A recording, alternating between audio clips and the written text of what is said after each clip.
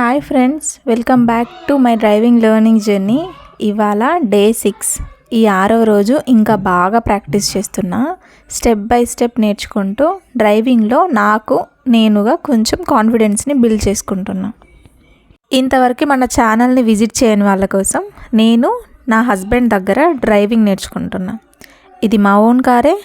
So మా car పైన నేను ఈ ప్రయోగాలన్నీ చేస్తూ డే 1 నుంచి ఇప్పటి వరకు ఎవ్రీడే లాంగ్ వీడియో అయితే అప్లోడ్ చేశాను. మీకు ఇంట్రెస్ట్ ఉంటే చెక్ చేయండి.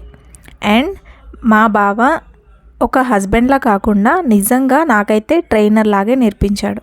వితిన్ 5 డేస్లోనే ఆల్మోస్ట్ 75% నేనైతే డ్రైవింగ్లో పర్ఫెక్ట్ అయిపోయాను అని తనే చెప్పాడు. తనకంటే కూడా చాలా బెటర్గా నేర్చుకుంటున్నా అండ్ తనకంటే కూడా త్వరగా వచ్చేస్తుంది అని అయితే తను నమ్మిండు. నాకైతే ఇంకా కాన్ఫిడెన్స్ రాలేదు. అందుకే ఇంకా ఎక్కువ కాన్ఫిడెన్స్ తెచ్చుకోవడం కోసం ఎక్కువగా ప్రాక్టీస్ చేద్దామని డిసైడ్ అయిపోయినా. ఇవాళనైతే సేమ్ గ్రౌండ్లోనే ఫస్ట్, సెకండ్, థర్డ్ 3 గేర్లను యూజ్ చేసుకుంటూ డ్రైవింగ్ని స్టార్ట్ చేసిన. అండ్ చాలామంది ఈ సిరీస్ని ఎంకరేజ్ చేస్తున్నారు. Thank you so much. దాంట్లో ఒకరైతే కంటిన్యూస్గా పెడల్ వ్యూ కోసం అని కామెంట్స్ చేస్తున్నారు. వాళ్ళ కోసమే స్పెషల్గా ఈ వీడియో చాలా కష్టపడి పెడల్ వ్యూ కూడా రికార్డ్ చేశాం. కాళ్ళ దగ్గర స్టీరింగ్ కింద ట్రైపాడ్ పెట్టుకొని రికార్డ్ చేసేలాగా అసలు వీలు కావట్లేదు. అందుకోసమని మా బావ హెల్ప్ తీసుకొని నేను ఆ పెడల్ వ్యూ కూడా కొంచెం రికార్డ్ చేసిన. అది ఈ వీడియోలో షేర్ చేస్తున్నాం మీతో. ఇన్ కేస్ కొందరు అనుకుంటారేమో క్లచ్ లేకుండా డైరెక్ట్గా ఆటోమేటిక్ కార్ ఏమైనా డ్రైవ్ చేస్తుందేమో అని. బట్ అది కాదు, ఇది మాన్యువల్గా ఆపరేట్ చేసేదే. ఇంకా నేను కూడా ఓన్గానే నేర్చుకుంటున్నా, ఇంకా బెటర్ అవుతున్నా. సో మీకోసం ఇవాళనైతే పెడల్ వ్యూ కూడా షేర్ చేసుకుంటున్నా. ఒకే రోజు పెడల్ వ్యూ రికార్డ్ చేసినాము. ఎవ్రీడే నేను ప్రాక్టీస్ చేస్తున్నా కూడా ప్రతిరోజు ఇలా పెడల్ వ్యూని రికార్డ్ చేయడం అంటే చాలా కష్టం. కాబట్టి మా బావని అడిగి ఒక్కరోజు పర్మిషన్ తీసుకొని పెడల్ వ్యూ రికార్డింగ్ అయితే చేసినాము. పాపను పట్టుకొని నాకు డ్రైవింగ్ నేర్పించడమే చాలా పెద్ద విషయం. అట్లాంటిది నా కోసం నేను అడిగానని పెడల్ వ్యూ కూడా రికార్డ్ చేశారు.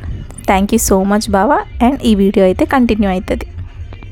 ప్రతిరోజు కార్ నడపడం ప్రాక్టీస్ చేస్తున్నా కూడా ఏదో నాకు వచ్చు అనే గర్వంతో కాకుండా కొంచెం భయంతో నేర్చుకుంటేనే తొందరగా వస్తుందని నా ఫీలింగ్. ఎందుకంటే ఇప్పటి వరకు నాకు వచ్చింది కదా, ఇక పైన రాదా అన్నట్టుగా చూస్తే అది మనకి రాకపోగా పైనుంచి ఇన్ కేస్ ఏదైనా బై మిస్టేక్లో చిన్న యాక్సిడెంట్స్ లాంటివి కూడా అయి ఉండొచ్చు. నేను ఫస్ట్ 4 డేస్ ప్రాక్టీస్ చేసినప్పుడు మాత్రము గ్రౌండ్లో ఎవ్వరూ లేకుండే. ఆ తర్వాత 5th, 6th, 7th, 8th, 9th almost 12 days అయిపోయింది. నేను మాత్రం ఇంకా డే 6 దగ్గరే ఉన్నాను. మీకు వీడియో అప్లోడ్ చేయడంలో చాలా లేట్ అయిపోయాను. 4 డేస్ అయితే ఎవరు గ్రౌండ్లో లేకుండే, కానీ మిగిలిన రోజులన్నీ కూడా వేరే వాళ్ళు కూడా కార్ నేర్చుకోవడానికి వచ్చేవాళ్ళు, ఉమెన్. ఇంకా అప్పుడు నాకు భయం అనేది పూర్తిగా పోయింది. అంటే నాతో పాటు ఇంకా చాలామంది డ్రైవింగ్ నేర్చుకునే వాళ్ళు ఉన్నారు. అండ్ నేను నేర్చుకునే గ్రౌండ్లోనే అదే టైంలో నాతో పాటు ఇంకో అక్కయ్య, ఇంకో అన్నయ్య, అలా వాళ్ళు కూడా వచ్చి నేర్చుకుంటుంటే ఇంకొంచెం కాన్ఫిడెన్స్ ఎక్కువగా అనిపించింది. కానీ ఎట్ ద సేమ్ టైం భయం కూడా అనిపించింది. ఎందుకంటే వాళ్ళు కొత్తగానే నేర్చుకుంటున్నారు, నేను కొత్తగానే నేర్చుకుంటున్నా. అండ్ మేమందరం కూడా సైడ్ మిర్రర్స్ అబ్జర్వ్ చేయడంలో అంత ఎక్స్పర్ట్ అయితే కాదు. ఇన్ కేస్ ఎవరికైనా తెలియకుండా తాగిలినా కూడా ఎట్లా అనిపించి నాకే ఎక్కువగా ప్రాక్టీస్ చేయకుండా ఇంటికైతే వచ్చేసిన. అండ్ మా బావ కూడా చాలాసార్లు చెప్పిండు, ఇట్లనే కాకుండా రోడ్ పైన కూడా నీకు మెల్లిగా ప్రాక్టీస్ చేపిస్తలే, ఏం టెన్షన్ పడకని. ఇంకా ఇవాళనైతే స్పెషల్గా కార్ పెడల్స్ ఎప్పుడు ఎలా యూజ్ చేయాలో స్పష్టంగా చూపించడానికి పెడల్ వ్యూ కూడా చూపిస్తున్నా. రైట్ సైడ్ యాక్సిలరేటర్, మధ్యలో బ్రేక్, ఇంకా లెఫ్ట్ సైడ్ ఏమో క్లచ్. ఈ 3 కూడా డ్రైవింగ్ టైంలో చాలా అంటే చాలా పూర్తిగా ప్రెస్ చేసి గేర్ రాడ్ని ఫస్ట్ గేర్లోకి స్విచ్ చేసుకొని ఆ తర్వాత హ్యాండ్ బ్రేక్ తీసేసుకొని కార్ స్టార్ట్ అయితే చేసి మెల్లిగా క్లచ్ని రిలీజ్ చేసుకుంటూ బండిని మూవ్ చేయాలి. ఇలాంటి టైంలోనే నార్మల్గా అయితే యాక్సిలేటర్ కూడా కొంతమంది ఇస్తారు. బట్ ఇక్కడ మనకు రోడ్ స్మూత్గా ఫ్లాట్గా ఉంది కాబట్టి యాక్సిలేటర్ అయితే ఇవ్వకూడదని మా బావ చెప్పాడు. సో ఇంకా నేను ఫస్ట్ గేర్లో ఉన్నప్పుడు యాక్సిలేటర్ని యూజ్ చేయట్లేదు. ఓన్లీ నేను 80% వరకు క్లచ్ బ్రేక్ పైనే బండిని మూవ్ చేస్తున్నా, టర్న్ చేస్తున్నా అండ్ కంట్రోల్ కూడా చేయగలుగుతున్నా. ఇప్పుడు కార్ స్లోగా మూవ్ అవుతుంది కదా, ఇందాకే మీరు చూసారు పెడల్స్ పైన నా కాళ్ళు ఎట్లా వర్క్ చేసినవని.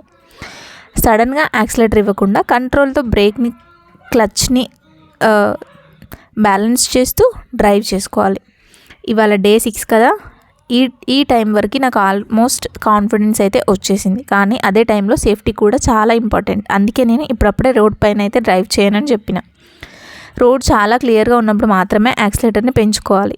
ముందు వెహికల్స్ కనిపిస్తే బ్రేక్ని జెంటల్గా అప్లై చేసుకోవాలని మా బావ నాకు ఫస్ట్ నుంచి డే 1 నుంచి కూడా ఇలాంటి టిప్స్ చాలా చెప్పాడు.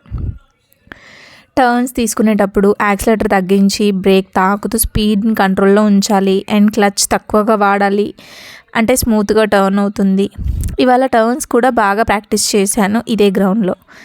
డ్రైవింగ్ నేర్చుకోవడం అనే ఆత్రం ఉంటే సరిపోదు, పేషెన్సీ అండ్ ప్రాక్టీస్ కూడా చాలా ఇంపార్టెంట్. ఇది ఎవరికైనా సరే ప్రూవ్ అవుతుంది. ఎందుకంటే మనకు ప్రాక్టీస్ లేనిదే మనం పర్ఫెక్ట్ అవ్వలేం బండి పైన. Practice makes a man perfect కదా. సో నేను కూడా ప్రాక్టీస్ చేయడం అయితే స్టార్ట్ చేసిన. ఇది 6th డే కాబట్టి నాకు కూడా ఇంప్రూవ్మెంట్ బాగా కనిపించింది. డే 7లో ఇంకొన్ని అడ్వాన్స్గా ప్రాక్టీస్ చేయబోతున్నా అండ్ ఇంకొన్ని టిప్స్ కూడా షేర్ చేసుకుంటున్నా. Stay tune for the next video. ఈ వీడియో నచ్చితే లైక్ చేసి షేర్ చేసి ఛానల్కి సబ్స్క్రైబ్ చేసుకోవడం మర్చిపోవద్దు. Thank you for watching. Bye bye.